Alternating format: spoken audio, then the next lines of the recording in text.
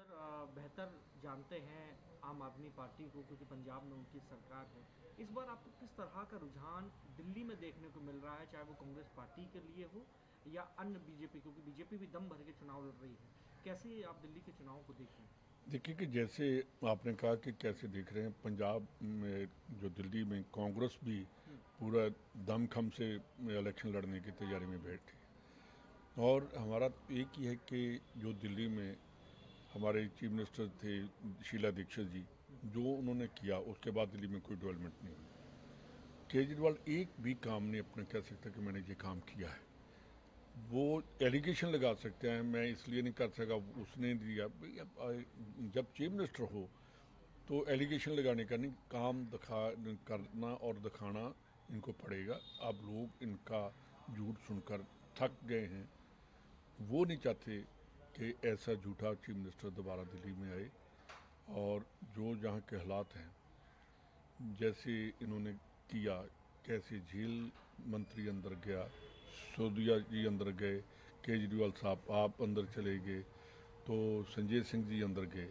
किसी पार्टी का अंदर जाना और चीफ मिनिस्टर का, सिटिंग चीफ मिनिस्टर का अंदर जाना और जेल के अंदर बैठकर चीफ मिनिस्टरशिप चलानी, ये बहुत शर्मनाक और घटिया बात थी।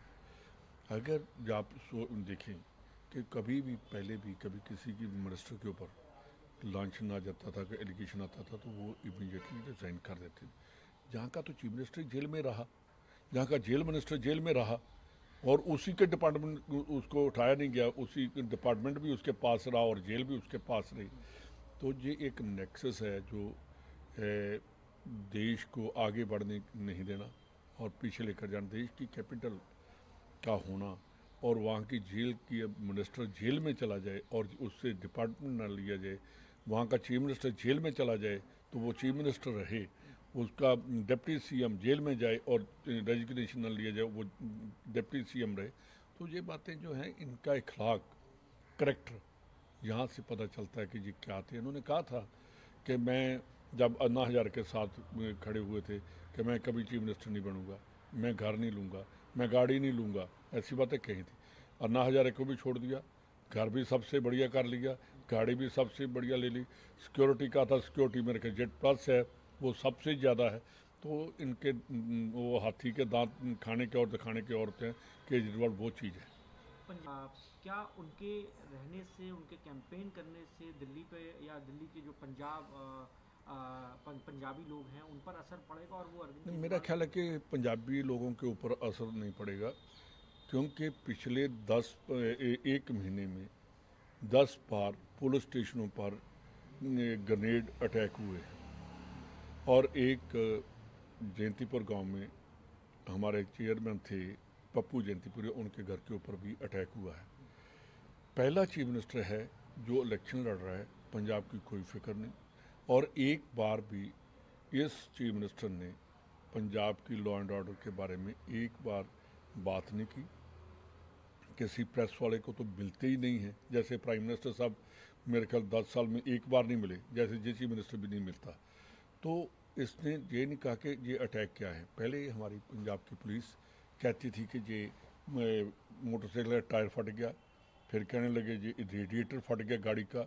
पहली बार देखा कि रेडिएटर फट जाए तो शीशे भी टूट जाते हैं और ब्लास्ट भी हो जाता है। पहले ये तो सुना था कि रेडिएटर लीक होता है, ये नहीं सुना था कि रेडिएटर ब्लास्ट कर जाता है तो गाड़ी गाड़ी के को नुकसान होता है। ये ऐसी बातें झूठ बोलने की, जैसा इनका गुरु है वैसे ही आगे चेले हैं। जितना वो बड़ा झूठ बोलते हैं उतने चेले उससे ज़्यादा बोलते हैं। और मैं मान साहब को रिक्वेस्ट करता हूँ कि मान साहब, दिल्ली में टाइम लगाने के लिए, हम बॉर्डर स्टेट है, पाकिस्तान इंडिया के साथ प्रॉक्सी वार लड़ रही है, और आप कृपया करके 2-3 दिन के लिए जिन पुलिस स्टेशनों में अटैक हुआ है उन पुलिस स्टेशन को विज़िट करो। जिस घर में अटैक हुआ है उस घर को विज़िट करो, उसके बाद आकर इलेक्शन लड़ो। पहले पंजाब को देखो, बाद में केजरीवाल को देखना। सर लग गया कि यहाँ पर पंजाब की तमाम गाड़ियाँ घूम रही हैं, सीसीटीवी फुटेज लगाए जा रहे हैं जगह जगह, और एक पूरा इलाका है जहाँ पर पंजाब के सरकारी कर्मचारी वगैरह सब कैंपेनिंग कर रहे हैं। हम बीजेपी की तरफ से आरोप लगाया गया। इधर मान साहब पूरी आम आदमी पार्टी कहने लगे क्या पंजाब निवासी क्या भारत देश के नहीं है, क्या कोई पंजाबी दिल्ली नहीं आ सकता? नहीं नहीं, आपको मैं लगता मैं है कि मैं मान साहब को ये पूछना चाहता हूँ कि पूरा का पूरा पंजाब भवन क्या आप इलेक्शन के लिए रखेंगे? ये तो उनको जवाब देना होगा। अगर उनकी पार्टी इलेक्शन लड़ना चाहती है तो पंजाब भवन को छोड़ दें, जो आम पब्लिक है उसके लिए रखो। तो इलेक्शन लड़ने के लिए रखा है, मिस यूज ऑफ मनी, जो मिस यूज ऑफ पावर है वो कर रहे हैं।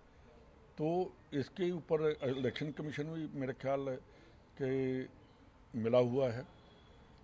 बीजेपी इनके ऊपर एलिगेशन लगाती है, ये उनके ऊपर लगाते हैं, पर दोनों इकट्ठे हैं। पंजाब भवन का आज तक इलेक्शन कमीशन ने क्यों नहीं देखा? क्यों नहीं कहा पंजाब भवन खाली करो? क्यों नहीं कहा वो जो पटियाला हाउस है वहाँ मल्कफेड का ऑफिस है, कौन उसमें बैठा है?